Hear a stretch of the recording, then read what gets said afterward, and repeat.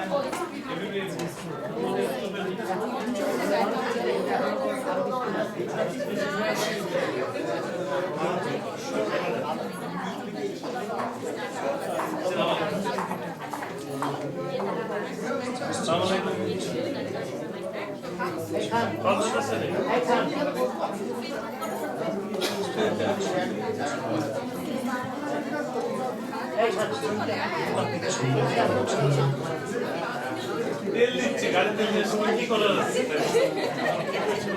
ভিতরে ছিল তো বাইরে দাঁড়াতে আবার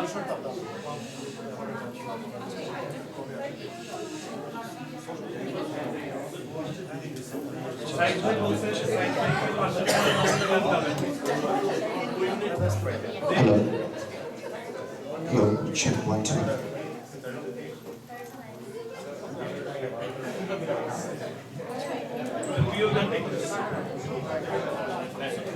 Hello. Check 1 2. Hello. Check 1 2. Hello. Hello.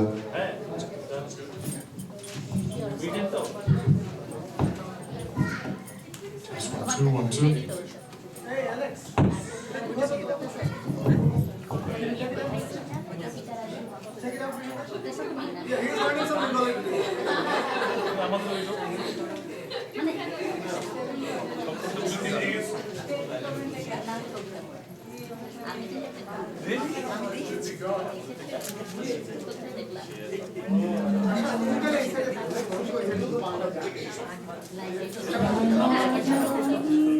Can you add a little bit echo to this mic?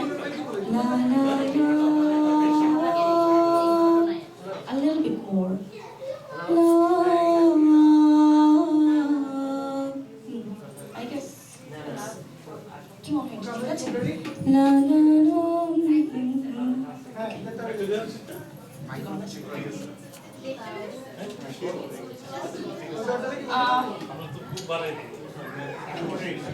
It even to be loud. I think it's a little loud. Can you? La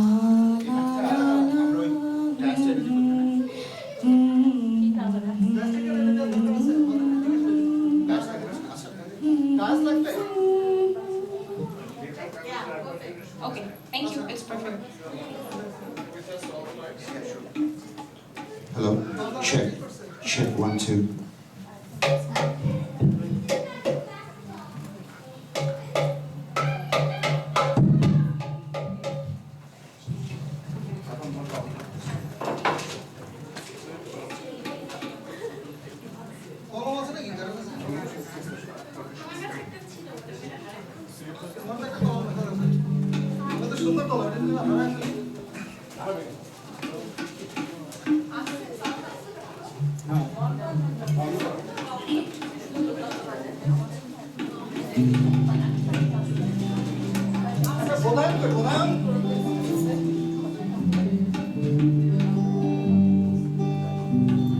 আপনাদের video setup ঠিক আছে ওটা তো আমি জানি না ওটা পরে গেল পরে গেল ঠিক আছে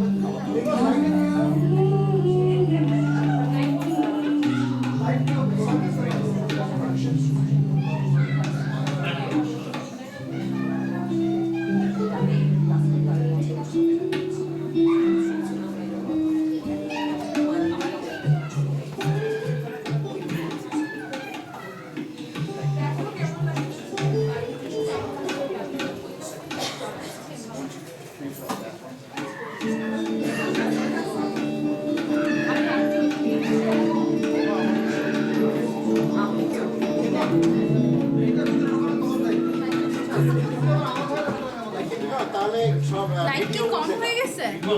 আচ্ছা আপনারা তবলা কি মনে হচ্ছে আরেকটু বেশি জোরে লাগবে? আমারও তো তাই মনে হচ্ছে। তবলার সাউন্ড আরেকটু জোরে।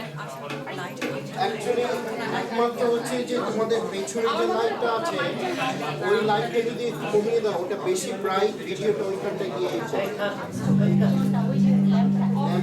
ওটাই কমালে তাহলে সাইলেন্ট হয়ে যাবে অ্যাকচুয়ালি সামনে থেকে দিলে বেস্ট হবে তো সময় লাগে লাইট সব ভিতর মতো লাইট বন্ধ করে সব ভিতর মতো স্যার আমরা পাশ থেকে এক লাইট করে বন্ধ করে দিছি কিন্তু না না না তাহলে আরো সব বড় ল্যাম্পটা যেটা লাইট বন্ধ না করে ওইটা কি বন্ধ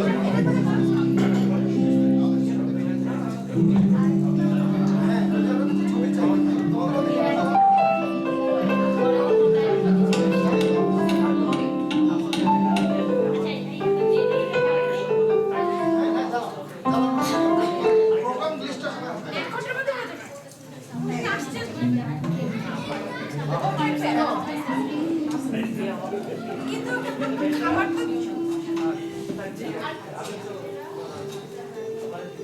let me know when you're ready.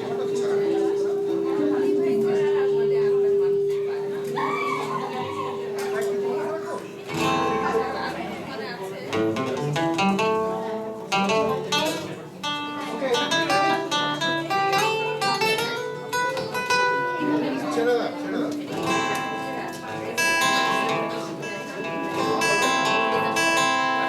আরো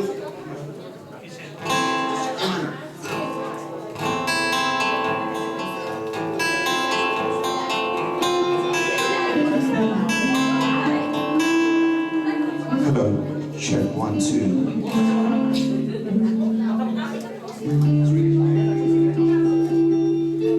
Hello, check 1 2.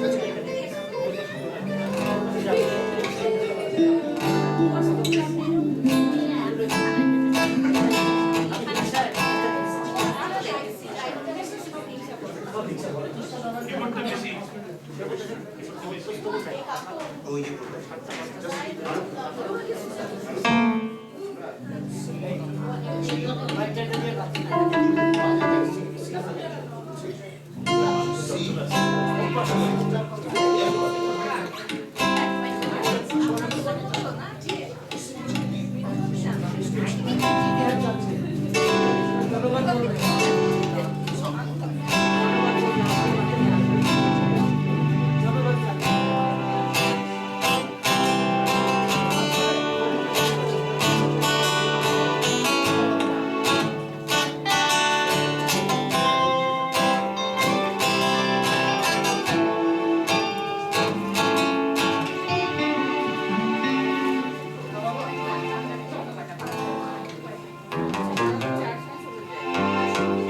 বাজার বাজার থেকে আমরা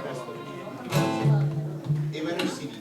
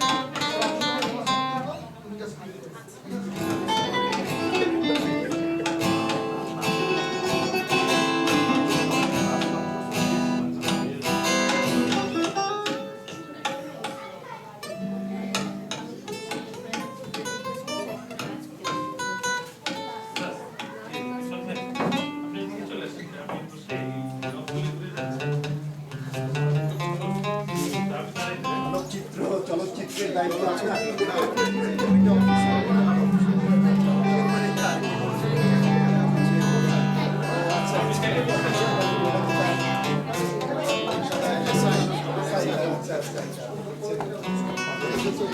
মেইনলি আমি গানগুলো থেকে ভিডিও করে যাচ্ছে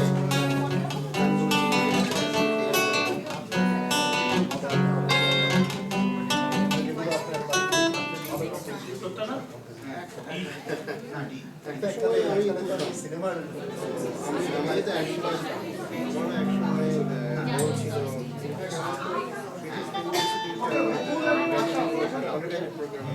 অ্যাডমিশন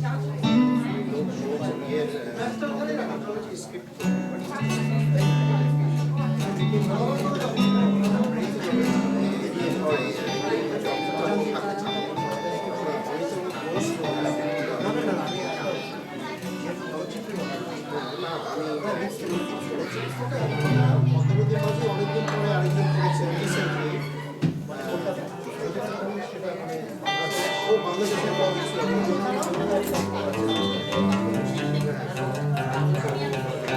তারপরে আমি ছেড়ে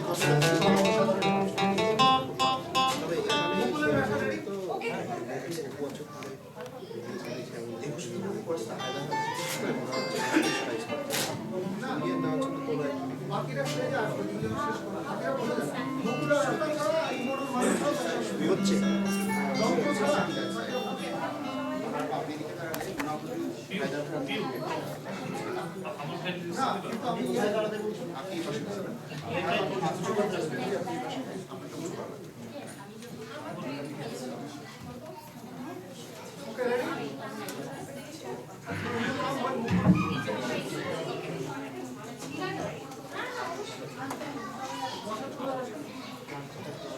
মুকুল যখন শেষ করবে তখন আপনার Alex yes sir Give us ball.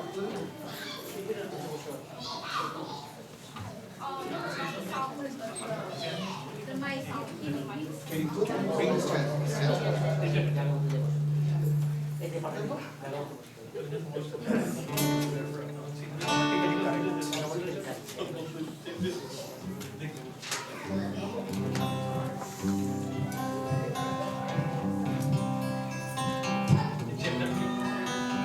দেখলি না আরো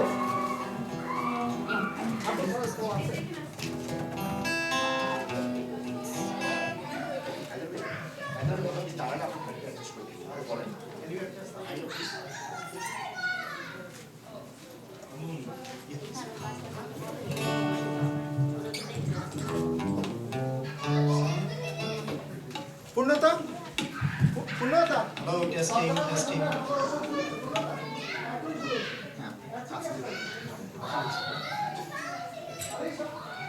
Testing.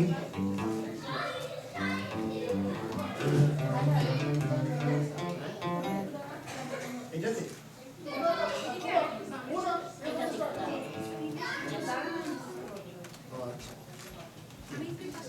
হয়ে গেছে? ঠিক আছে ওকে রেডি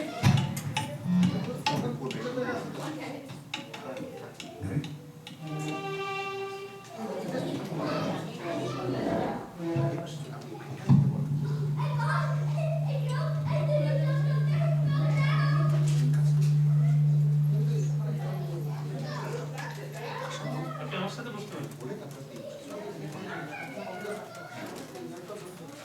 উপরে উঠে যায় খোলে ওকে রেডি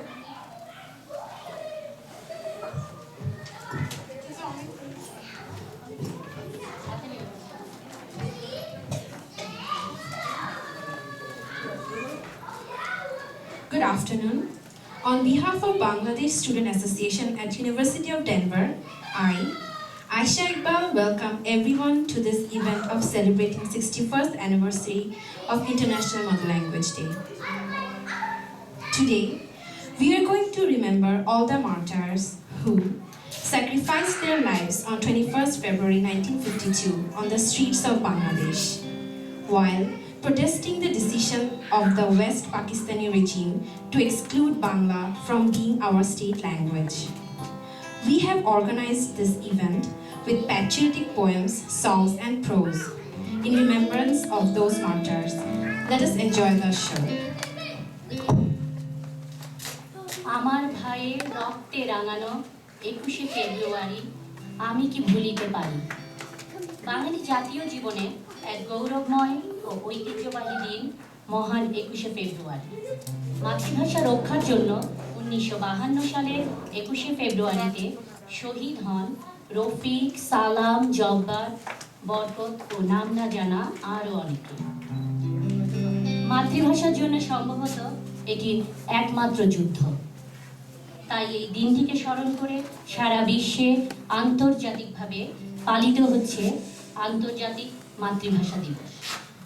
সুধী দর্শক, আন্তর্জাতিক মাতৃভাষা দিবস স্মরণে আজকের এই আয়োজনে আমি মাকসুদা আইরিন মুকুল, বাংলাদেশ সাহিত্য সংস্কৃতি পরিষদ কলোরাডোর পক্ষ থেকে আপনাদের সবাইকে স্বাগত জানাচ্ছি।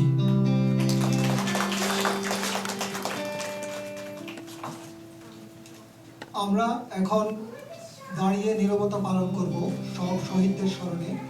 52 ভাষা আন্দোলনে যারা শহীদ হয়েছেন, 71-এর মুক্তিযুদ্ধে যারা শহীদ হয়েছেন, সাম্প্রতিককালে সাম্প্রদায়িক দুর্বৃত্তদের হাতে শহীদ হওয়া ব্লগার রাজীব হায়দার এবং সাম্প্রদায়িক শক্তির তাণ্ডব লীলায় বাংলাদেশের বিভিন্ন জায়গায় নিহত এবং আহত হওয়া সবার প্রতি শ্রদ্ধা জানিয়ে আমরা এখন দাঁড়িয়ে 1 মিনিট নীরবতা পালন করব।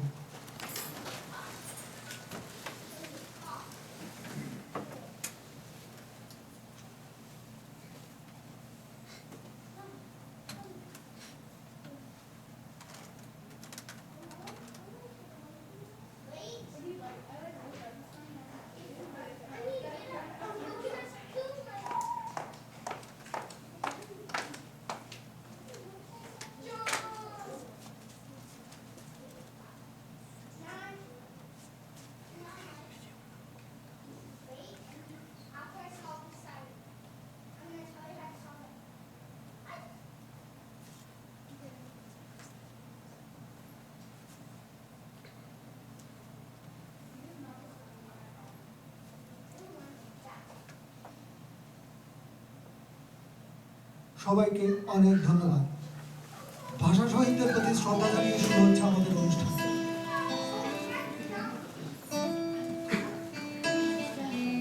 Okay, girls, you cannot be in the middle, okay, because we're taking video. You can come on this side. Okay, yeah, that will work.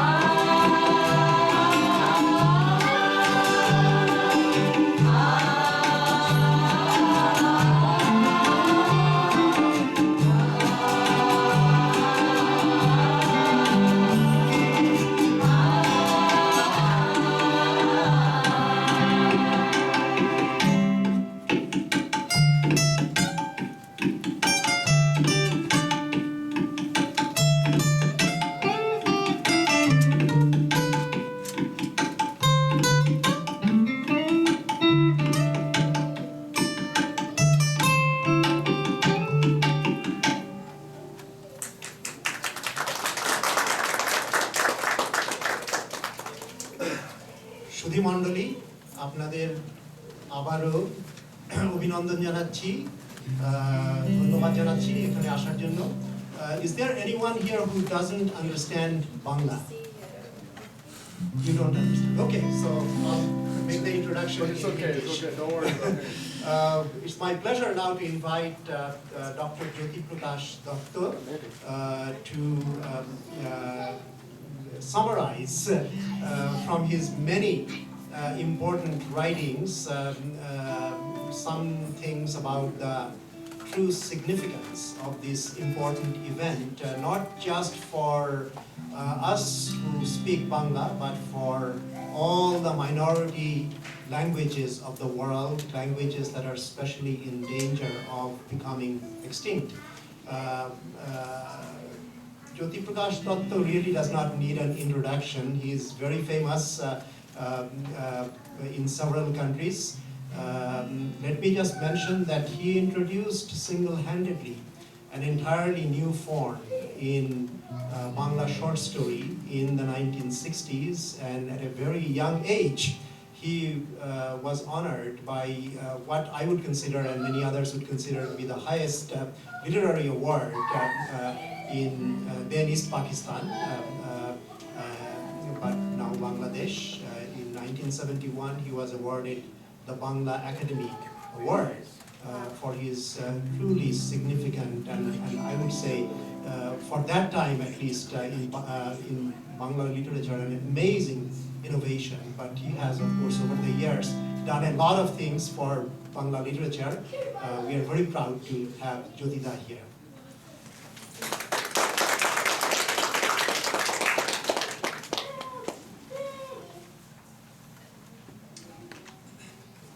আমার স্মৃতিচারণমূলক এই লেখাটির নাম নানা ফেব্রুয়ারি মালা। ফেব্রুয়ারির অনেক কথা আছে, অনেক স্মৃতিও। বিভিন্ন বোধ ক্রমে শোক হয় এবং সেই শোক চেতনা, সংকল্প, কর্ম, সংগ্রাম, অর্জন, মর্যাদা প্রভৃতি পার হয়ে গৌরবের স্থান নেয়। ভাষার অধিকার রাজনৈতিক চেতনা হয়, স্বাধিকারের রূপ নেয়, সম্প্রদায়ের ভেদ মুক্ত করে এবং ক্রমে একটি জাতিকে গঠন করে।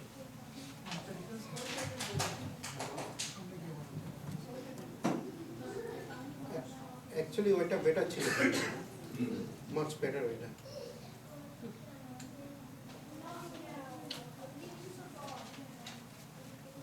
এসব কথা জানা 60 বছরের নানা কথা স্মৃতি সকলেরই আছে, 60 বছরের চারপাশের সকলেরই নানা জনের নানা রকম কথা, একরকম হয়তো নয়, যেমন আমার কথা।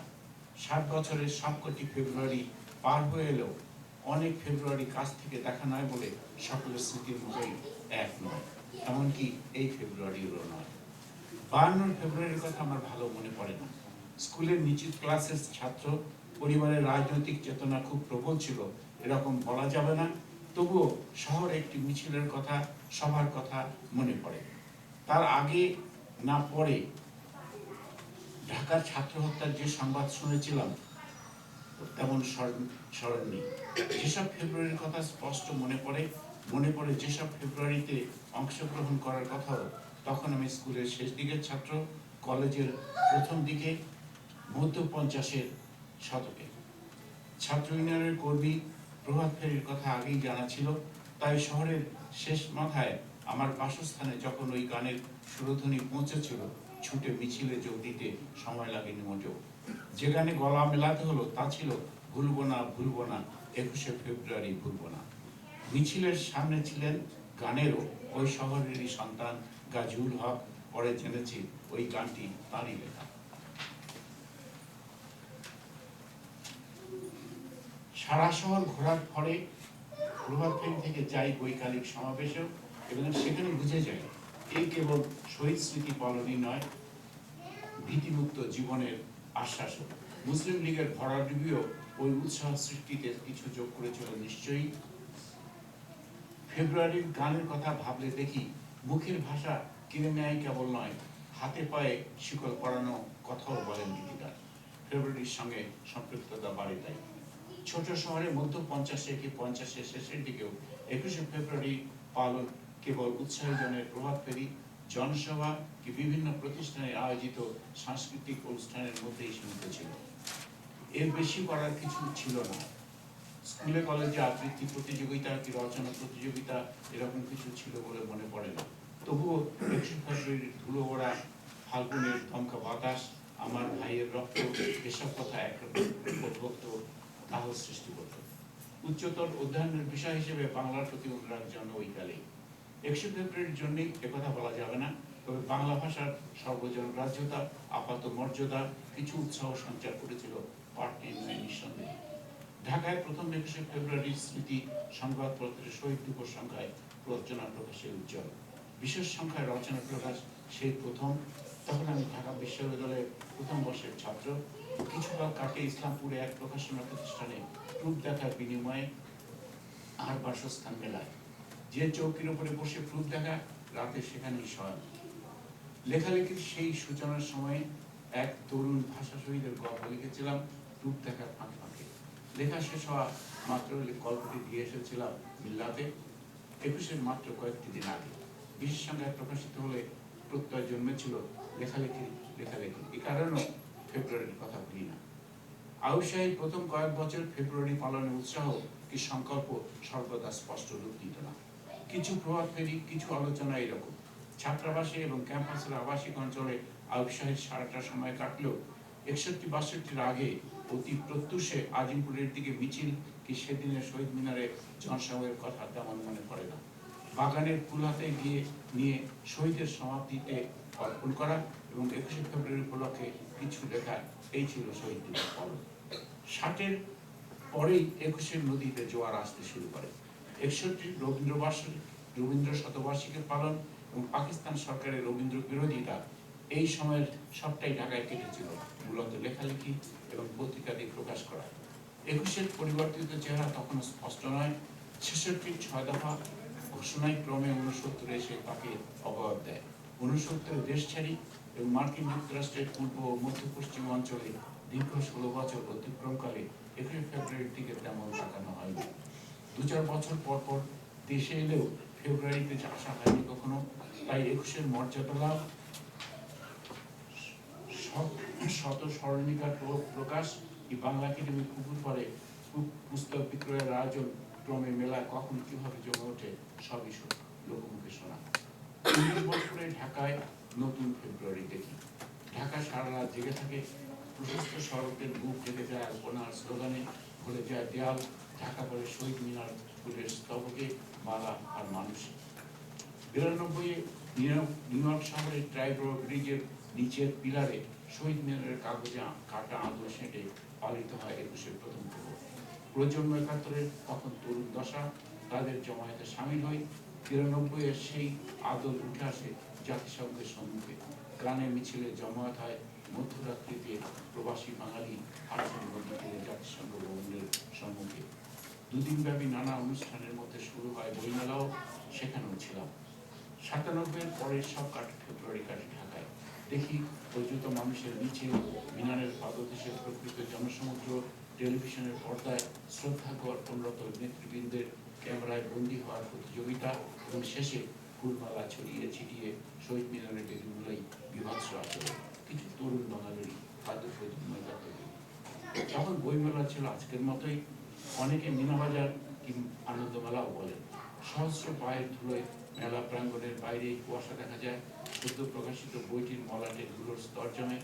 আলাপরত সাহিত্যিক ঘুরে বেড়ান মেলায়, সাক্ষর করেন ভক্তের কীর্তনকে নিজ উপন্যাসটি। সমাজ শিরোমণি উদ্বোধন করেন গ্রন্থের মোড়ক, আমিও চাই। কবিতা পরিষদের মঞ্চের সংগ্রামী কবিদের বিদগ্ধ মুখমণ্ডল দেখি। শেষে আরেকটি ভুলে সম্মুখে যাওয়া দুঃসাধ্য হয়। বান্ধব সন্দর্শনে কিছু সময় ঘোরাঘুরি করে বেরোনোর মুখে তরুণ আনন্দভোগী সম্প্রদায়ের স্রোতের কুটির মধ্যে ভেসে যায়। এইরকম ছিল কিছুটা, সকলেই জানেন। ফেব্রুয়ারির 21 উৎসব, পরে কিছু সংস্কার হয়। উৎসব না, ঠিক মেলায় প্রবেশ নির্গমন কোনোটি দুঃসাধ্য নয়।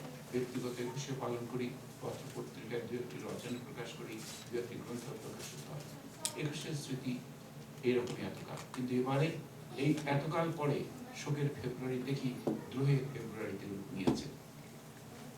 দেখি আমার ভাইয়ের রক্তে রাঙানো 21 ফেব্রুয়ারি এখনো শতকণ্ঠে গীত হয় নিঃসন্দেহে, কিন্তু এরপরেই মুষ্টিবদ্ধ হাত আকাশের দিকে ছুঁয়ে লক্ষ মানুষের কণ্ঠে ধ্বনি ওঠে যুদ্ধাপরাধীদের বিচার চায়। কেননা আজ তারা স্পষ্ট বোঝে এই ফেব্রুয়ারির রক্তস্রোতী মিশেছিল ৭১-এর রক্ত সমুদ্রে। আজ তারা বোঝে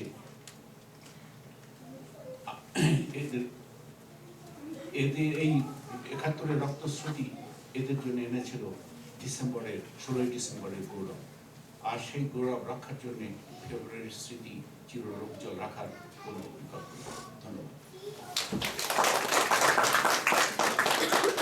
ডক্টর হায়দার আলী খান ডেনভার বিশ্ববিদ্যালয়ের অধ্যাপক। তার পরিচয় আপনাদের কাছে নতুন করে দেওয়ার কিছু নেই। তিনি শুধু অধ্যাপকই নন, কবি, প্রাবন্ধিক, সমালোচক, গায়ক এবং গবেষক নিঃসন্দেহে। তিনি গান শুধু নয়, কবিতাও লেখেন এবং তার গানের রেকর্ড সিডিও আছে। তো তিনি আমাদেরকে এবারে গেয়ে শোনাবেন আবহমান বাংলার কবি জীবনানন্দ দাশের কবিতা বাংলার মুখ।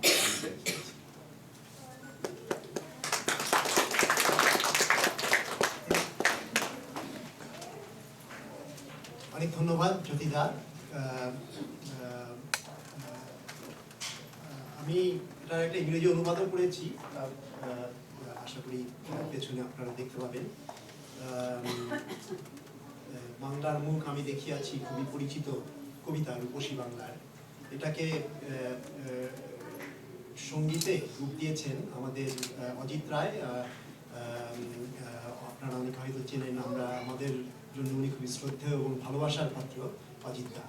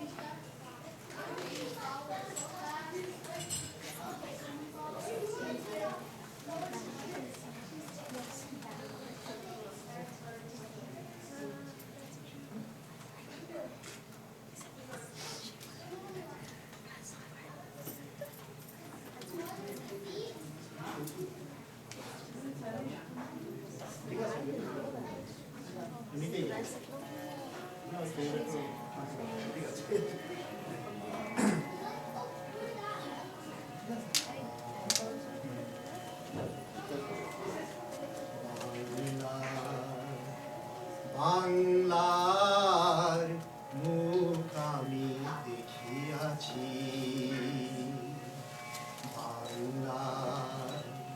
বাংলার মুখ আমি দেখিয়াছি। তাই আমি পৃথিবীর রূপ খুঁজিতে যাই না।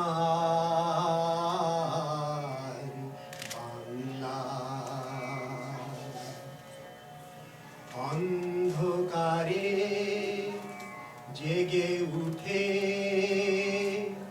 ডুমুরের গাছে গাছে, যে দেখি ছাতার মতো বড় পাতাটি নিচে বসে আছে ভোরের দোয়েল পাখি। অন্ধকারে জেগে উঠে ডুমুরের গাছে গাছে, যে দেখি ছাতার মতো বড় পাতাটি নিচে বসে আছে ভোরের দোয়েল পাখি। তাই আমি পৃথিবীর রূপ খুঁজিতে যাই না বাংলা চারিদিকে যে দেখি পল্লবের স্তূপ জাম্বা কাঁঠালে হিজলে অসথের করে আছে চুপ চারিদিকে চেয়ে দেখি পল্লবের স্তূপ জাম্বা কাঁঠালে হিজলে অসথের করে আছে চুপ ফণি মানুষার ঝোপে সতী বনে তাহাদের ছায়া পড়িয়াছে মধুকর ডিঙা থেকে না জানি সে কবে চাঁদ চম্পার কাছে মধুকর ডিঙা থেকে না জানি সে কবে চাঁদ চম্পার কাছে এমনি হিজন বট তমালের নীলে ছায়া বাংলার অপরূপ রূপ দেখেছিল তাই আমি পৃথিবীর রূপ খুঁজিতে যাই না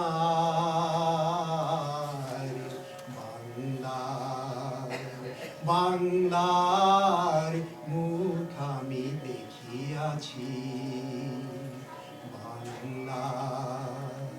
বাংলার মুখ আমি দেখিয়াছি ধন্যবাদ এবারে একটি কবিতা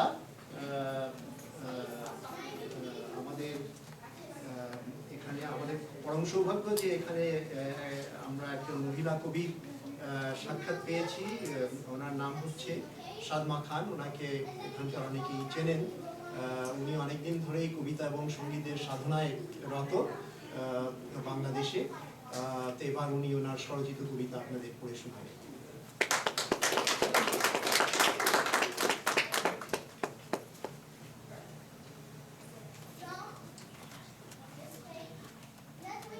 থ্যাংক ইউ হায়দার ভাই আমার কবিতার নাম হলো আমরা বাঙালি সে তোমায় সেদিন হেসে বলল তোমার নাকি অনেক ভাব সত্যি আমাদের বাঙালির অনেক ভাব যখন খুশি তখন হেসে ইশারা দুঃখে বঙ্গোপসাগর আর অভিমান সে তো বলতেই নেই বসতে দাঁড়াতে ও খেতে সব কিছুতেই তার শেষ নেই জানো এই অভিমান শব্দটি শুধু আমার ভাষায় আছে জানি না আছে কি অন্য ভাষায় সে তোমায় আরো বলল এত যার অভিমান কত জানি তার প্রেম ও ভালোবাসা হ্যাঁ আমাদের প্রকাশের শেষ নেই তাই তো প্রায় প্রতি প্রকাশে আছে কবিতা ও গান এত অভিজাত ভাষা কোথায় পাবো বলো চলো না এই ভাষা ও প্রকাশ দিয়ে গড়ে তুলি সুন্দর সমাজ ও সংসার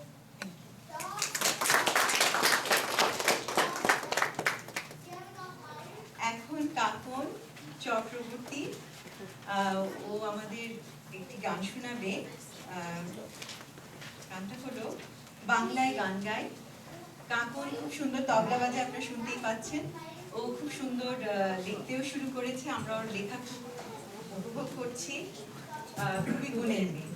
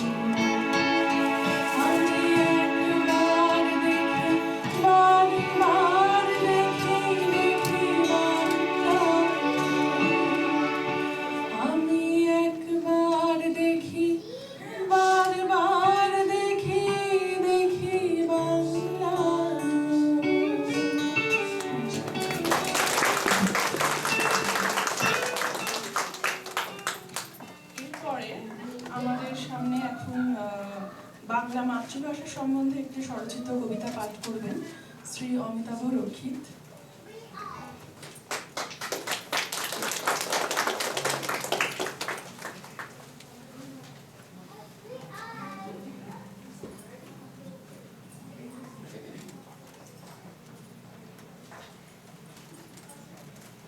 নমস্কার, আমার কবিতাটার নাম গর্ভের দিন 21শে ফেব্রুয়ারি।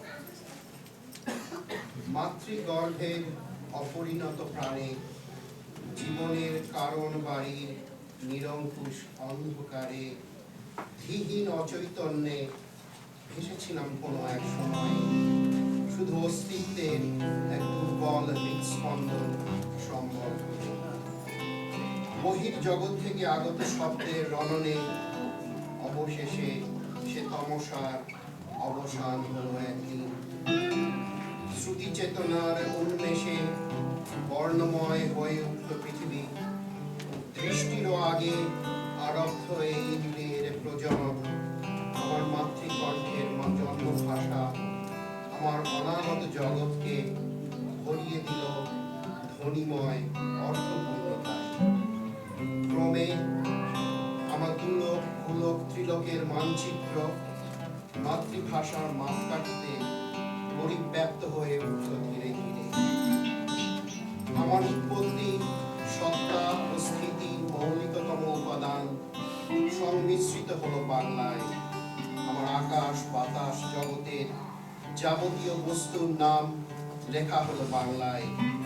আমার মানসে গোপনে স্বপনের যত চিন্তা বাংময় হয়ে উঠল বাংলায়। ধর্ম, সীমানা, বিশ্বাস বিরহিত শব্দ, ছন্দ ও ধ্বনির অনবদ্য সংমিশ্রণে রমিত আমারই মতন লক্ষ কোটি মানুষের মুখের মিলিত ভাষা নিয়ে নিখিল ভুবনে প্রসারিত হলো নির্ভীক এক বাঙালি জাতি। আমার ভাষা এই প্রমিত শক্তি উন্মাদ হয়ে ঈর্ষায় তাকে সমূলে ধ্বংস করায় উদ্যত হলো ঘাতক। তখনই রুখে এলো তারা অতীতের এক 21শে ফেব্রুয়ারি। লক্ষ কোটি রক্তবিন্দু ধার্য করে মূল্য দিল জীবন মূল্যধারী। স্মরণীয় তারা, সূর্যের মতো উজ্জ্বল রক্তিম তারা, আমি না বুঝতে পারি। আসে আসে তাই বারে বারে মনে, প্রতিদিন আনতে বৎসরান্তে সেদিনের স্মৃতি, অদম্য প্রীতি, বেদনায় ভরা 21শে ফেব্রুয়ারি। এরপরে বাংলা সাহিত্যের সৌকর্যে রবীন্দ্রনাথের অবদান হিসেবে তারই একটি গান বহু দূরের ওপার হতে গেয়ে শোনাতে আসছে আমাদের তানজিদা খান, better known as Biu.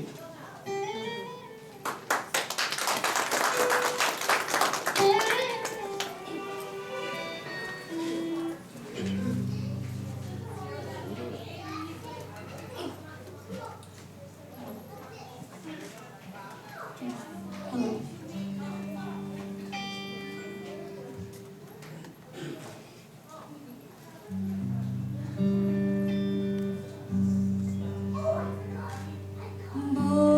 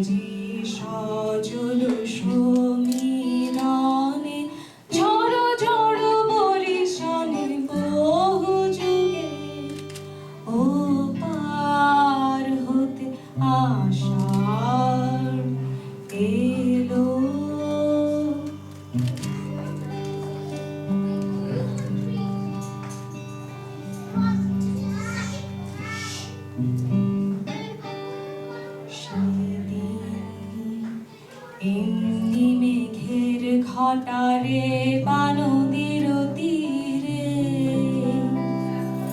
এমনি বাড়ি ঝরেছিল শ্যামল শৈল শিরে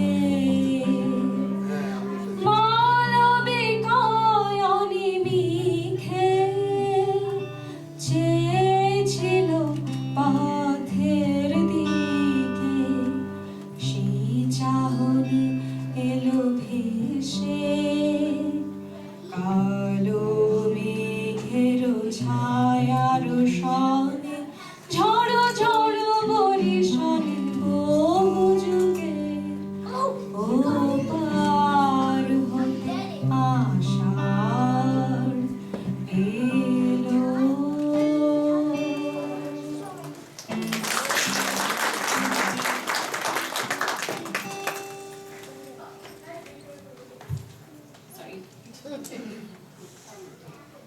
আজ আমাদের মাঝে উপস্থিত আছেন অনন্য গল্পকার ও প্রাবন্ধিক পূরবী বসু। তার গল্প, প্রবন্ধাবলী ও বিবিধ রচনা নারী ভাবনা ও সাম্প্রদায়িক সম্প্রীতির চেতনায় ঋদ্ধ। তার সাহিত্যকর্মের জন্য 2005 সালে তিনি অনন্যা সাহিত্য পুরস্কার লাভ করেন। আজ তিনি আমাদের বাংলা ভাষায় অন্য ভাষার প্রয়োগ সম্পর্কে কিছু বলবেন।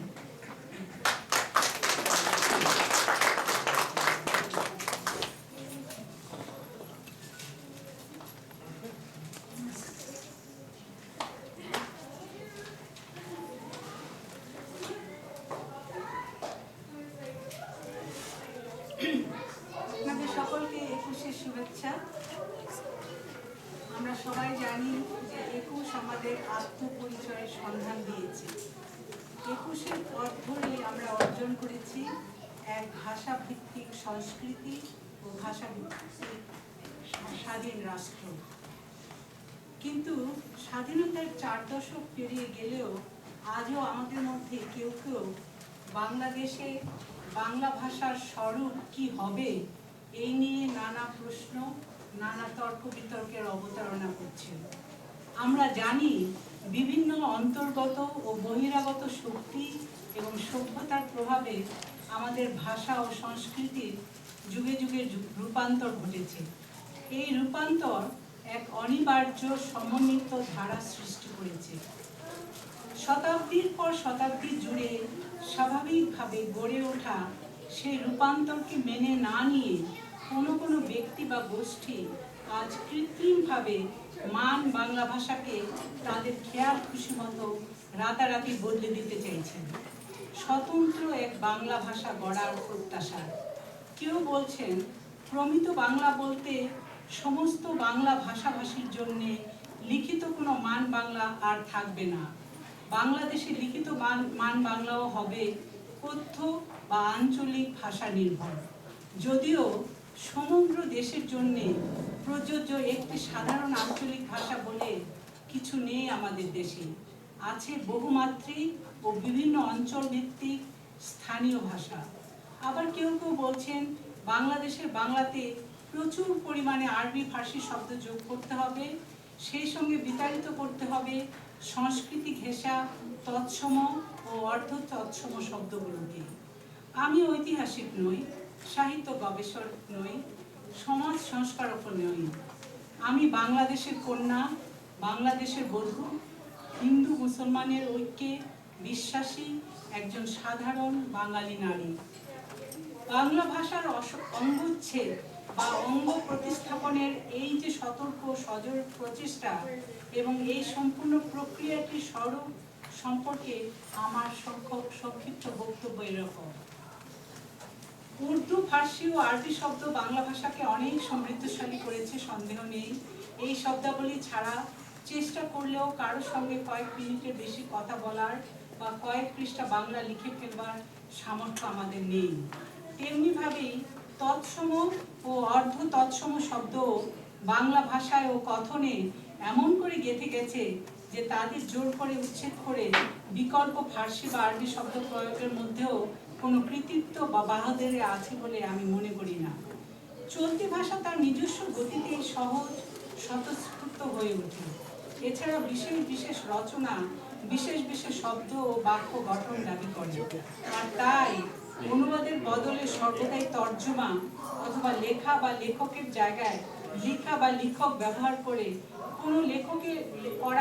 কোনো লেখকের ব্যক্তিগত পছন্দ হতে পারে, কিন্তু সবাই তা গ্রহণ করবে এই আশা করা যায় না। আমাদের দেশের প্রখ্যাত কবি যখন দৈনিক কাগজে কলামে ওয়াকিফাল শব্দটি লিখে খুব তৃপ্তি সহকারে উচ্চারণ করেন, আরেকটি মুসলমানি শব্দ ব্যবহার করতে পারে, আমি খুবই খুশি।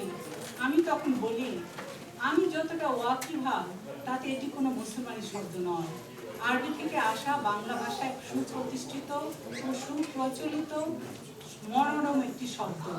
মুসলমানি শব্দ বলে নয়, সহজ বুদ্ধ বলে এবং সহজ স্বচ্ছন্দভাবে বাক্য গঠনে ব্যবহার করা বলেই আমি এই শব্দ ব্যবহার করি আর করে আনন্দ পাই।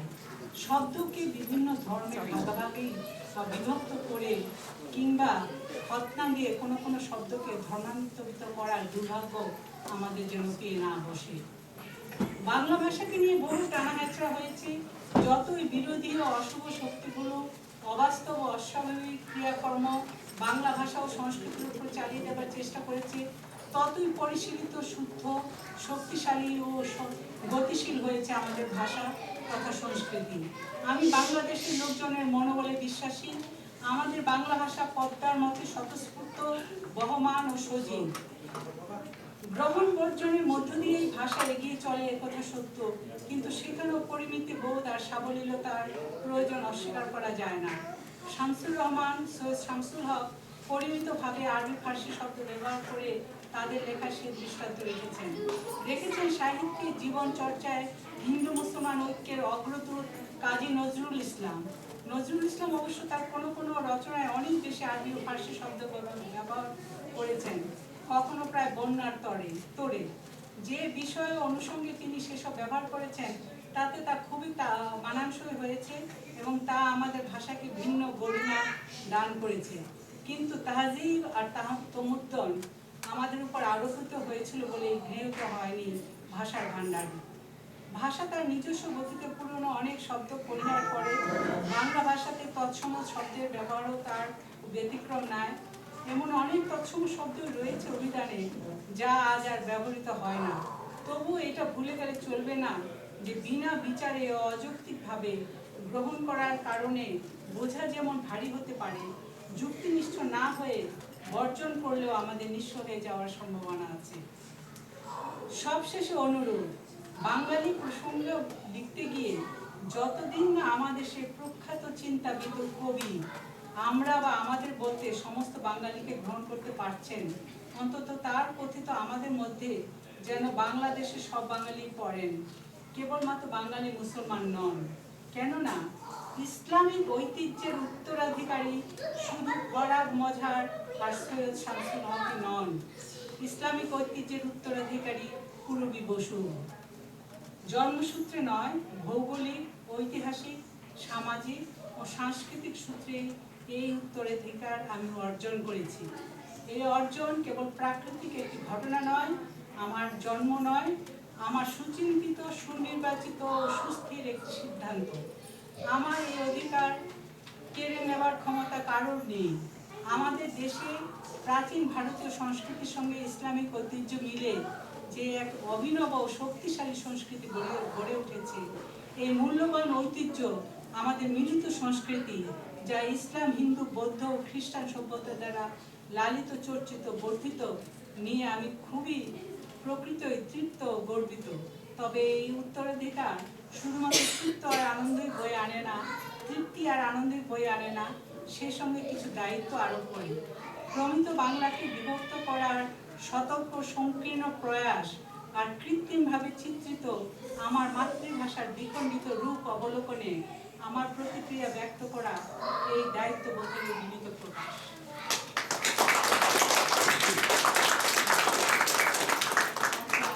এখন সাজ্জাদ হোসেন মারুফের নেতৃত্বে একটি সমবেত সঙ্গীত আমাদের সকলের প্রিয় আমার ভাষা ওরা আমার ভাষা গাইয়ে দিতে চায়।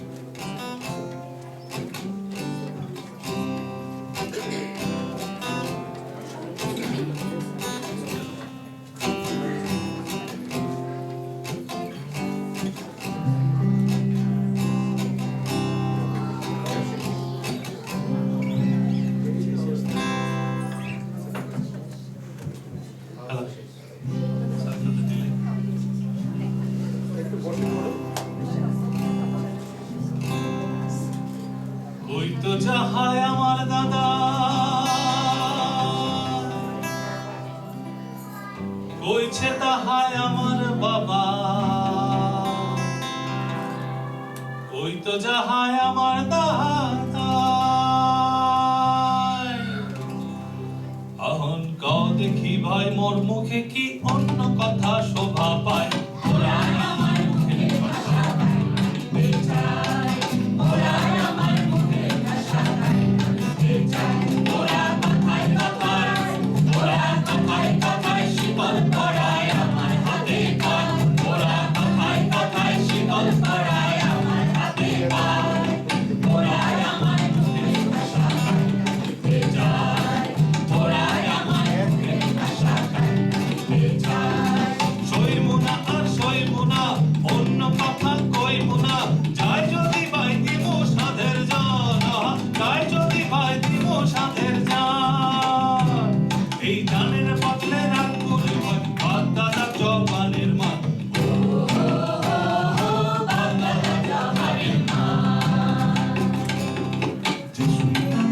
আমার দেশের গাঁও গ্রামের গান, নানান রঙের নানান রসে কইরাছে তার প্রাণ। যে শুই নাচে আমার দেশের গাঁও গ্রামের গান, নানান রঙের নানান রসে কইরাছে তার প্রাণ। ভব কীর্তন ভাষণ জারি, কাজী গীতার কবি সারি। ভব কীর্তন ভাষণ জারি, কাজী গীতার কবি সারি। আমার এই বাংলাদেশের বয়াতিরা নাইচা নাইচা কেমন গায়। ওরাই আমার মুখে ভাষা গাইতে চায়, ওরাই আমার মুখে ভাষা গাইতে চায়। তালি তালি তালি হয় ওর করতাল বাজে ওই, বাঁশি কাশি খঞ্জ নিশানায়। আহা বাঁশি কাশি খঞ্জ নিশানায়। এমন শোভা কোথা গেলে দেখতে পাই,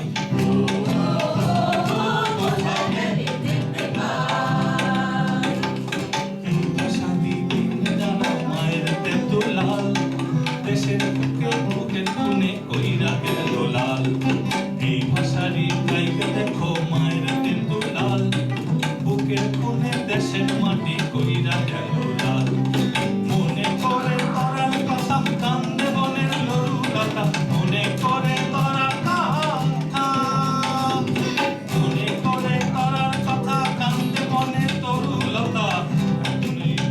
ঘরে তো মাতা বুকের জলে ভাষা, ওরা মায়ের মুখের ভাষা গাইতে চায়, ওরা মায়ের মুখের ভাষা গাইতে চায়। কইরো না আর দুঃখ শোক, শোনো গাঁয়ের গ্রামে লোক, শোনো শোনো গঞ্জের সোনা ভাই। আহা শোনো শোনো গঞ্জের সোনা ভাই।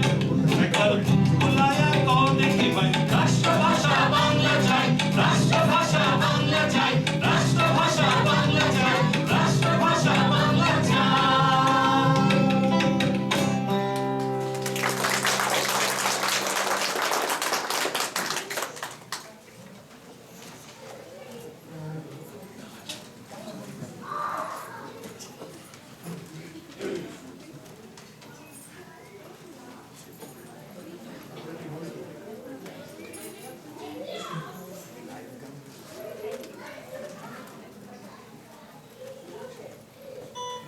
এই কবিতাটির নাম মুক্তি, মগ্ন চৈতন্যের চিত্র। জীবন ও মরণের সীমানা, সম্মুখে সমুদ্র গর্জন। শীতের সকালে এক ঝাঁক বুনো হাঁস সহসা উড়ে চলে যায়।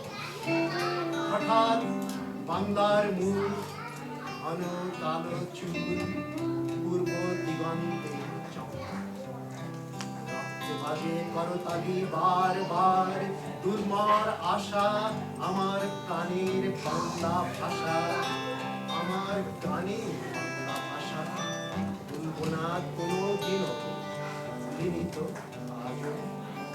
21 আর 71 রক্তে লাল অশ্রু ভেজা স্মৃতির অমলিন সেই অঙ্গীকার। পাহাড়ের চূড়া থেকে পাথর সশব্দে নিচে এক সেই বাংলার রূপকথার সাঁঝমণির পাহাড়, নীল কমল লাল কমলের দেশে পৌঁছে যাই আমি। বাংলার রূপকথা গুণহাস ভেজা ঘাস, 21 আর 71-এর স্মৃতি, জীবন ও মরণের সীমানায়, সমুখে সমুদ্র যায়। ধন্যবাদ। এবার আমাকে বলা হয়েছে সাম্প্রতিক ঘটনাবলীর কথা একটু উল্লেখ করে আমাদের এক তরুণ শিল্পীর গানকে আপনাদের সামনে উপস্থিত করার।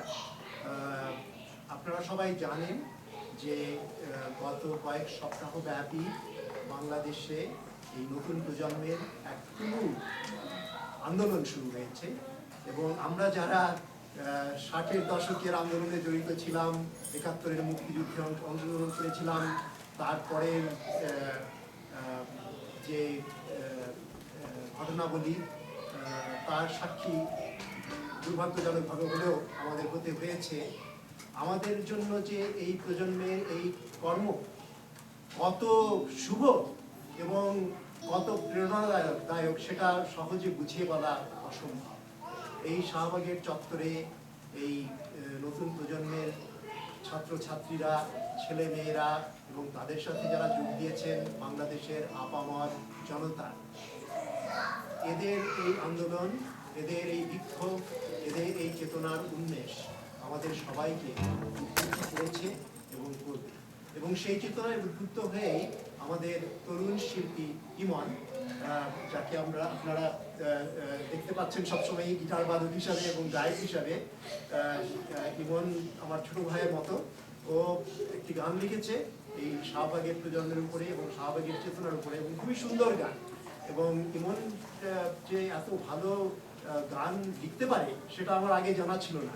আমি তাকে অনুরোধ জানাচ্ছি শুধু এই গান আজকে করার জন্য নয়, যেন আরো অনেক গান এবং সঙ্গীত রচনা করে এবং এই প্রক্রিয়াতে অব্যাহত রাখে।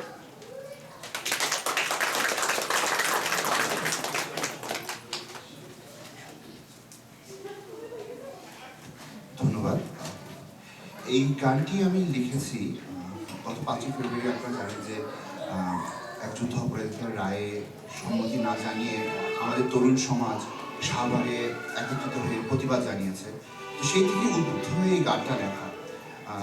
এই গানটার পেছনে লেখার মূল কারণ হচ্ছে যে আমি এখানে থেকে আমার দেশকে কত মিস করছি, দেশের এই আন্দোলনে যে অংশীদার হতে পারছি না, এই যে একটা আক্ষেপ, বা তারপর যে মনের মধ্যে একটা আশা যে ভালো একটা কিছু বের হয়ে আসবে আন্দোলন থেকে, এই থিমে এই গানটা লেখা। আশা করি আপনাদের ভালো লাগবে।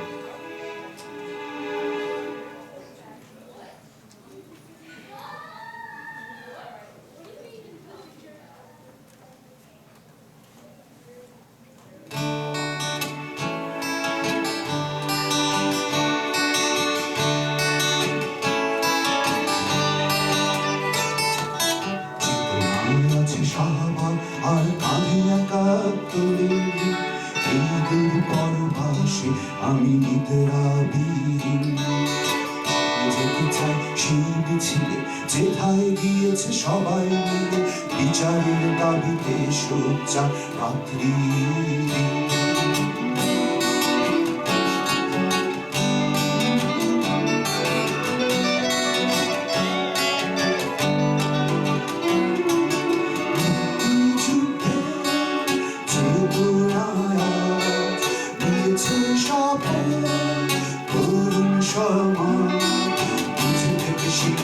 দশকের পানি অপমান অস্থির থেকে শুধু শুধু সে শাহবাগীরা সংহতিতে একটাই ছুটে যেতে চাই শাহবাগ, সংহতিতে একটাই ছুটে যেতে চাই শাহবাগ।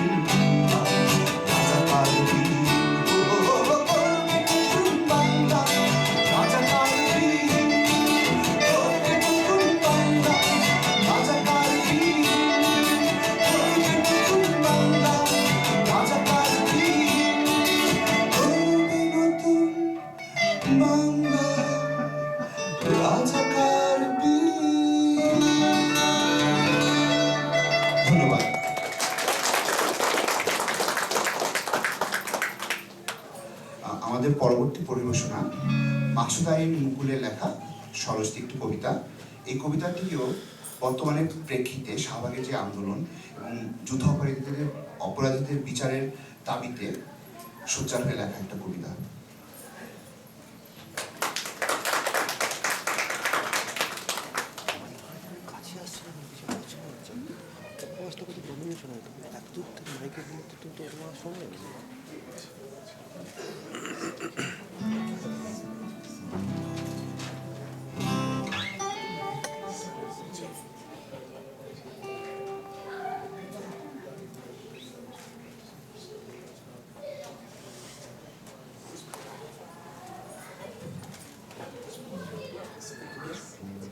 আমার কবিতাটি হচ্ছে বিচার চাই। আমিও ইমনের মতোই এই প্রবাসে বসে প্রতিটা মুহূর্ত প্রতিটা দিনই শাহবাগের আন্দোলনের সাথে একাত্ম হয়ে আছি।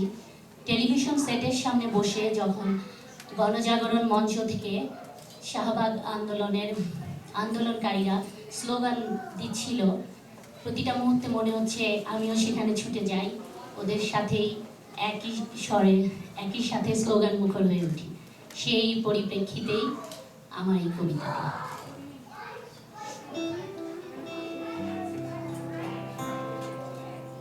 জেগেছে নবীন মুক্তির নিশানায়, ডেকেছে তরুণ দল, মিলেছে সবাই স্বাধীন চেতনায়, গোটা দেশ অবিচল। বিচার বিচার বিচার চাই দেশদ্রোহীর বিচার। সেই মাহান্যতে যুক্তিতে এসেছে মুক্তি ভাষার, ভালোবাসা আর সংগ্রামে পেয়েছি মুক্ত স্বাধীন দেশ, সুস্থ জীবনে বাঁচার। পেরিয়ে গেছে গড়িয়ে গেছে মাস বছর দশক, তবুও শুনতে পারিনি ঋণ শহীদি আত্মদানের। গুটি গুটি পায়ে বেড়ে উঠে তারা আবর্জনার দল, দখল নিয়েছে বহু ত্যাগে গড়া স্বাধীনতার ফসল। এখন সময় এসেছে রুখে দাঁড়ানোর। উঠেছে জেগে তরুণ, উঠেছে জেগে জনতা, জাতি আজ নেবে বদলা, যুদ্ধ হবে সফল। বিচার বিচার বিচার চাই রাজাকারের বিচার। ধন্যবাদ।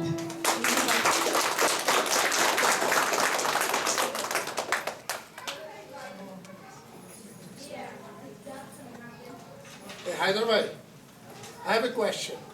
What about all the... Later, please. Chorus. I understand.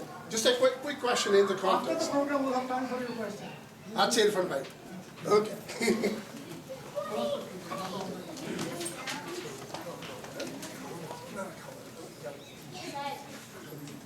Yes, please.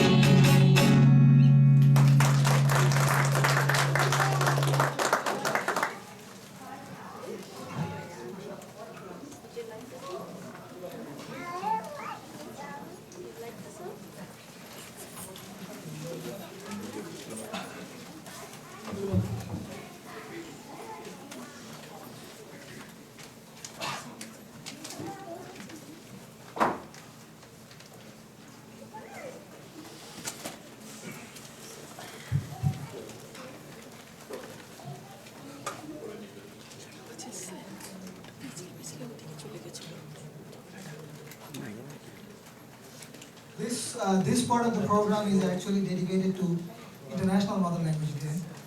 As you all know, আসলে বাংলাই বলি না, বাংলা বোঝে না এমন কেউ তো মনে হয় নেই এখানে। নতুন প্রজন্ম কেউ যদি না বুঝে তাহলে এটা আমার একটা সুযোগ তাদেরকে বাংলা বোঝানো, তাই না? তো 21টা শুধু আমাদের 21 নয়, এখন 1990-এর দশকের শেষের দিকে কোনো এক সময় ইউনেস্কো, জাতিসংঘের যে সংস্কৃতি এবং শিক্ষা বিষয়ক প্রতিষ্ঠান, তারা 21কে আন্তর্জাতিক মাতৃভাষা দিবস হিসেবে ঘোষণা করেছে। এবং এই আন্তর্জাতিক মাতৃভাষা দিবসের মূল চেতনা হচ্ছে পৃথিবীতে যে বৈচিত্র্য আছে ভাষা এবং সংস্কৃতির, সেই বৈচিত্র্যকে ধারণ করা, সেই বৈচিত্র্যকে রক্ষার চেষ্টা করা এবং সেই বৈচিত্র্যকে ছড়িয়ে দেওয়া পৃথিবীর চারিদিকে। তো সেই বিষয়টি মনে রেখে আমি এই ছোট্ট প্রেজেন্টেশনটি বাংলা কি হবে, এই ছোট্ট পরিবেশনাটি ধন্যবাদ তৈরি করেছি, যেখানে আমি পৃথিবীর বিভিন্ন ভাষার মধ্যে এবং যেসব ভাষা, বিশেষ করে যেসব ভাষা বিলুপ্তির সম্মুখীন এবং বিভিন্ন ভাষার মধ্যে যে বৈষম্য আছে সেই বিষয়গুলো তুলে ধরার চেষ্টা করছি।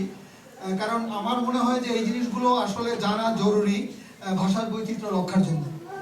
প্রথম স্লাইডটিতে আমাদের আসলে খুব বেশি সময় নেই, তো আমি কিছু স্লাইডের জন্য বাদ দিয়ে সামনে চলে যাব। প্রথম স্লাইডটিতে দেখা যাচ্ছে আসলে ভাষার যে ইতিহাস, আসলে ভাষা যে কখন শুরু হয়েছে, আমাদের ইঙ্গিতের ভাষা থেকে মুখের ভাষা বা লিখিত ভাষা, এগুলো নিয়ে আসলে খুব সুস্পষ্ট সময়ের কথা জানা নেই।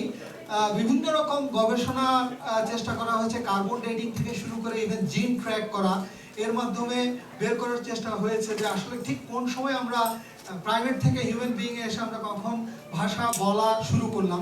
তো বিভিন্ন রকম মতভেদ আছে। মূল দুটো জিনিস আমি এখানে তুলে ধরেছি, যে একটা হচ্ছে ডিসকন্টিনিউটি থিওরি আর একটা হচ্ছে কন্টিনিউটি থিওরি। অর্থাৎ একটা হচ্ছে যে নতুন একটি জিন মানবের মধ্যে, ইনফ্যাক্ট তারা ইদানিং পেয়েছে FOXP2 নামে একটি জিন, এই নতুন জিনের কারণে হচ্ছে যে ভাষা বলার ক্ষমতা আমরা পেয়েছি। অর্থাৎ ডিসকন্টিনিউয়াস ইভলিউশনের একটা ডিসকন্টিনিউয়াস পর্যায়ে। আরেকটা হচ্ছে যে না, ভাষা আসলে একটা সহজাত ব্যাপার। আমরা যখন প্রাইমেট থেকে হিউম্যান বিইং এ এসেছি এবং হোমো স্যাপিয়েন্সে পরিণত হয়েছি, সহজাতভাবে এটা একটা কন্টিনিউয়াস প্রক্রিয়ার মধ্যে দিয়ে এসেছে। আর রিটেন ল্যাঙ্গুয়েজ ইনফ্যাক্ট এসেছে আরও অনেক পরে। প্রথম লিখিত ভাষার প্রথম অবশ্যই লেখা হয়েছে সংখ্যা, এরপরে আমরা বিভিন্ন রকম পিক্টোগ্রাম দিয়ে লিখেছি, যেমন মিশরীয়রা আপনার ইউনিফর্ম দিয়ে লিখেছে।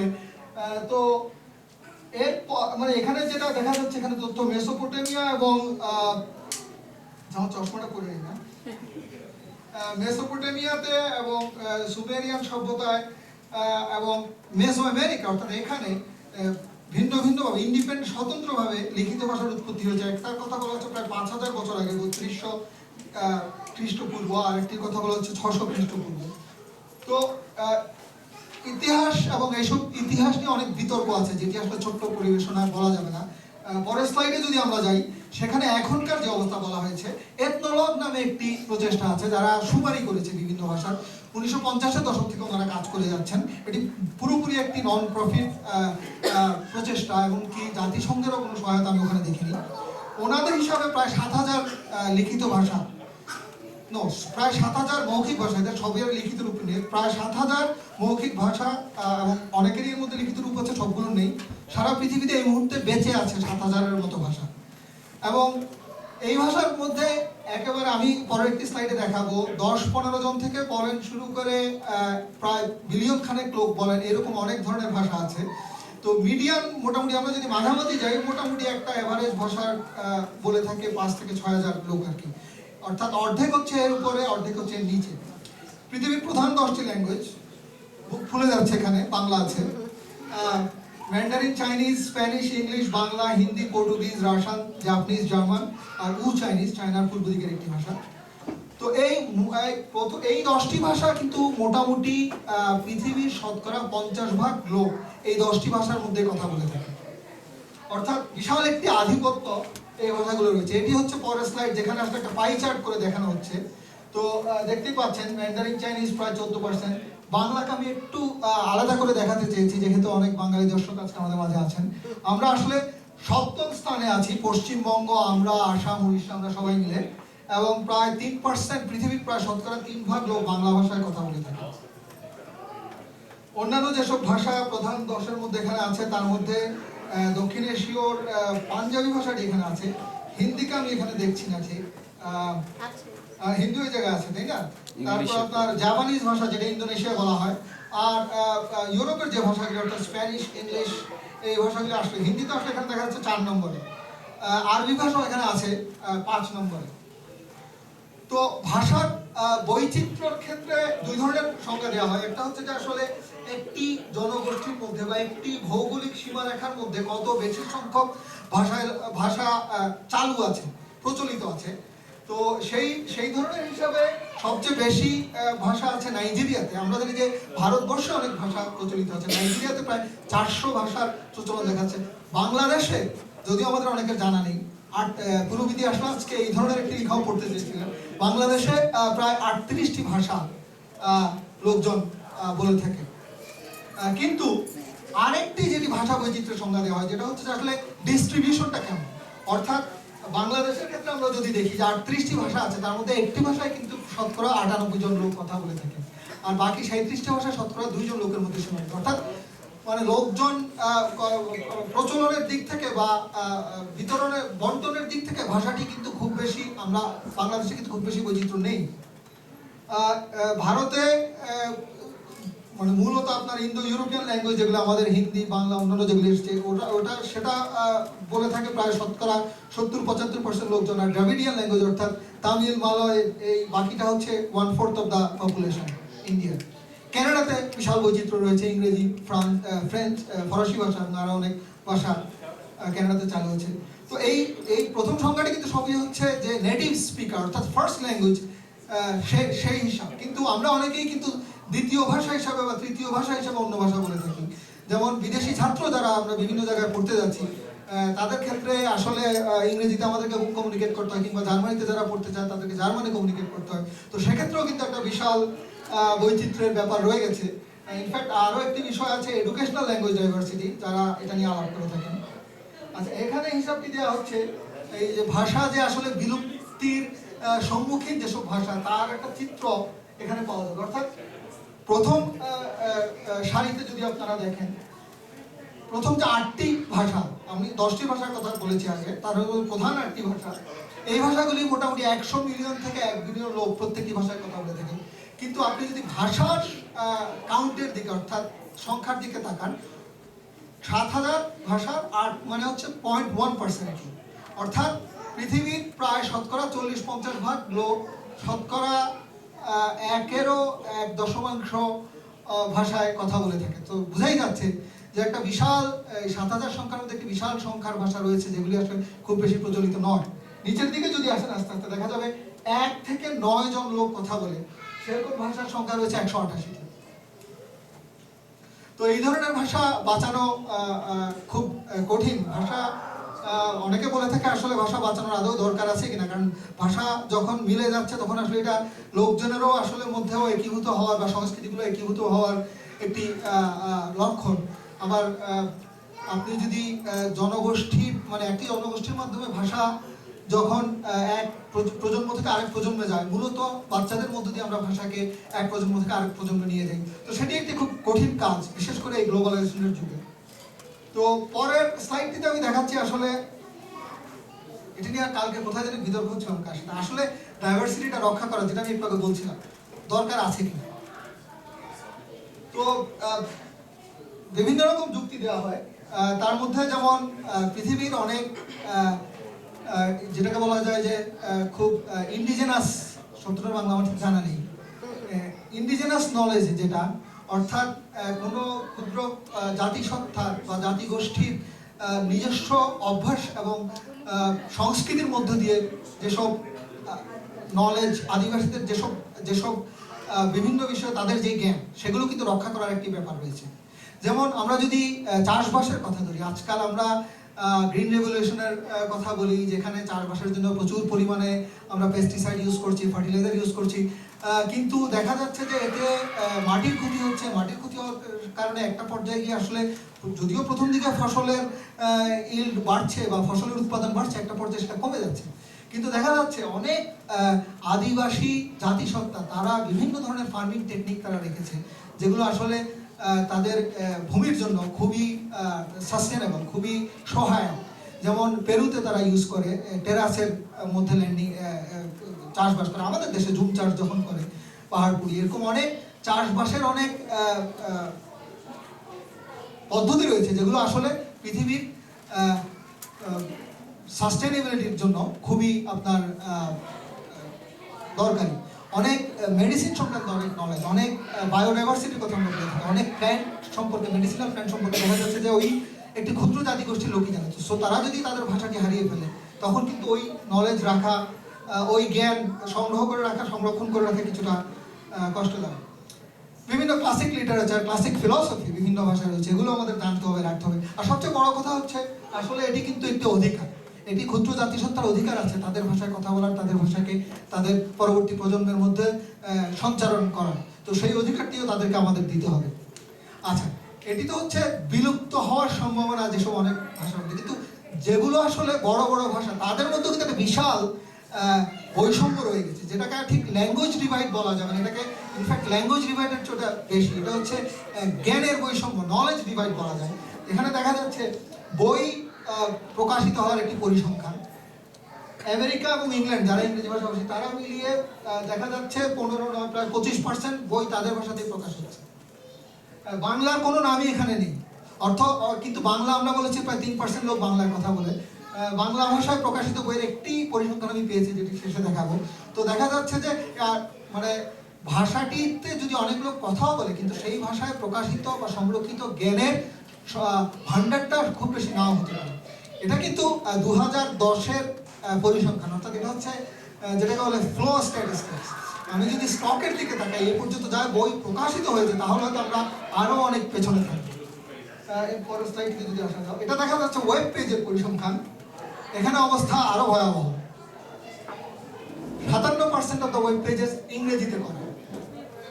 তো অর্থাৎ দেখা যাচ্ছে এখানে ইভেন অন্যান্য ভাষাভাষী যারা রাশিয়ান, জার্মান, জাপানিজ, তারাও কিন্তু অনেক পিছিয়ে আছে, কারণ এখন তো তথ্য সংরক্ষণ করা হচ্ছে ডিজিটালি, সুতরাং ওয়েব পেজ কোন ভাষায় আছে সেটাও বৈষম্যের একটি পরিচয়। তো সেখানেও দেখা যাচ্ছে একটি বিশাল বৈষম্য এবং পার্থক্য বিরাজ করছে। সবশেষে এটি আমি পেয়েছি বিডি নিউজের একটি ব্লগ থেকে, খুব বেশি ভালো পরিসংখ্যান এখানে নেই। বাংলাদেশের সৃজনশীল বই প্রকাশের একটি পরিসংখ্যান এখানে দেওয়া হয়েছে, নিচেও কিছু নাম্বার আছে। তো যেটা আমি বলতে চাচ্ছি আর কি, যে আসলে আমাদের ভাষাকে বাঁচিয়ে রাখার জন্য আমাদের এই ধরনের সাংস্কৃতিক অনুষ্ঠান যেমন করার দরকার আছে, একই সাথে আমাদের ভাষায় প্রকাশিত পুস্তক, প্রকাশিত ওয়েবসাইট এবং ভাষা ব্যাকরণ নিয়ে চর্চা, এগুলিও কিন্তু আমাদেরকে করতে হবে। তো সেই লক্ষ্যে কলোরাডোতে আমরা রিসেন্টলি সাহিত্য সংস্কৃতি পরিষদ নামে একটি সংস্থা, একটি সংগঠনের কাজ আমরা শুরু করেছি। এটি কোনো ফর্মাল সংগঠন নয়, মূলত জ্যোতিদা, পূর্বদিকে আপনারা ইতিমধ্যে দেখেছেন, ওনারা এটি শুরু করেছে, ওনারা অন্যান্য জায়গায়ও করেছেন। আমরা এখানে বাংলায় নিজেরা লেখার চেষ্টা করি, সেই লেখাটা পরস্পরের কাছে পড়ে তোলার চেষ্টা করি এবং পরস্পরকে ফিডব্যাক দেওয়ার চেষ্টা করি, এবং বাংলা ভাষা এবং বাংলা সাহিত্যের চর্চাটা আমরা ধরে রাখার চেষ্টা করি। তো এই হচ্ছে আন্তর্জাতিক মাতৃভাষা দিবস উপলক্ষে আমার পরিবেশনা। তো আমরা অনুষ্ঠানের শেষ পর্যায়ে চলে এসেছি। আমি এবারে ধন্যবাদ দেবার পালা আপনাদের সবাইকে। প্রথমেই আমি ধন্যবাদ দিচ্ছি আজকের ক্ষুদ্র হলেও অত্যন্ত মানসম্পন্ন আমাদের যেই দর্শক কুল, তাদেরকে। আপনারা এসেছেন, কষ্ট করে এই অনুষ্ঠানটি দেখেছেন। গতবারে আমরা অনুষ্ঠান করেছিলাম বাংলা সাহিত্যের ক্রমবিকাশ নিয়ে প্রাচীন যুগ থেকে এই পর্যন্ত। এবারে আপনারা ইতিমধ্যে দেখেছেন আমাদের মধ্যেই অনেকেই তার নিজের লেখা পড়েছেন। তো আমি মনে করি এটা আমাদের গুণগত মানের একটি উন্নয়ন এখানে ঘটেছে। তো ধৈর্য ধরে এই অনুষ্ঠানটি দেখার জন্য আপনাদের কাছে আমি কৃতজ্ঞ। আজকের অনুষ্ঠানে যারা পারফর্ম করেছে তাদের সবার নাম আপনারা ইতিমধ্যে শুনেছেন। সবাই নানান ব্যস্ততা সত্ত্বেও নানান রকম মহড়া দিয়েছে, রাত জেগে অনেকে গান লিখেছে। আবার এর মধ্যে কিন্তু 2-3টে জিনিস কাজ করেছে।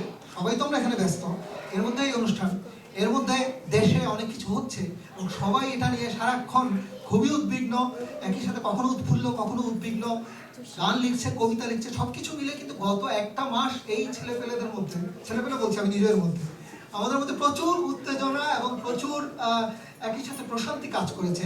তো এই জন্য আমি সবাইকে ধন্যবাদ জানাচ্ছি, বিশেষ করে ছাত্র যারা আছে কলোরাডোর বিভিন্ন বিশ্ববিদ্যালয় থেকে আসা, তারা যদি আসলে এভাবে দিনরাত জেগে এই অনুষ্ঠানটির জন্য কষ্ট না করতো তাহলে কিন্তু এই অনুষ্ঠানটি আমাদের হতো না। যারা বাদ্যযন্ত্র বাজিয়েছেন, আমাদের সাথে ছিল আসলে আমাদের পশ্চিমবঙ্গের আমাদের মেহমান কাকন্দি, আমাদের অমিতাভ দা কবিতা পড়েছেন, বোধায়ন আমাদের পুরো অনুষ্ঠানটি ভিডিও করেছেন। আমি এই সবাইকে ধন্যবাদ জানাচ্ছি। আমাদের এই চারিদিকে যে আর্ট ওয়ার্কগুলো দেখছেন এগুলি আমাদের পিউর করা, পিউকে জন্য আমি ধন্যবাদ জানাচ্ছি।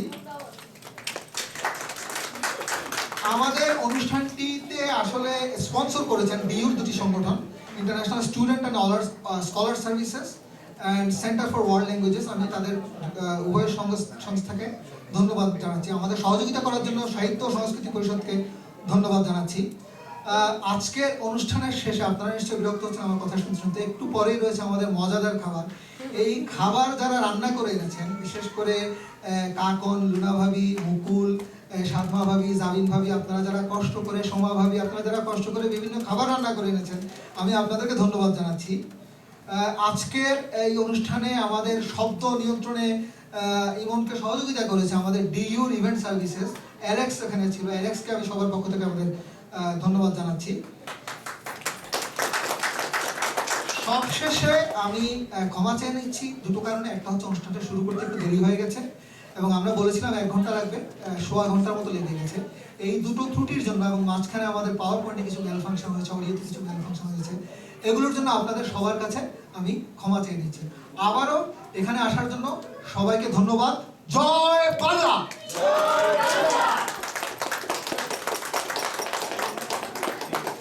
আচ্ছা, কায়েস ভাই আপনি কিছু বলতে চাইছিলেন? কায়েস ভাই কি আছেন? চলে গেছে। আচ্ছা, তো আমাদের খাবার পরিবেশন করাই।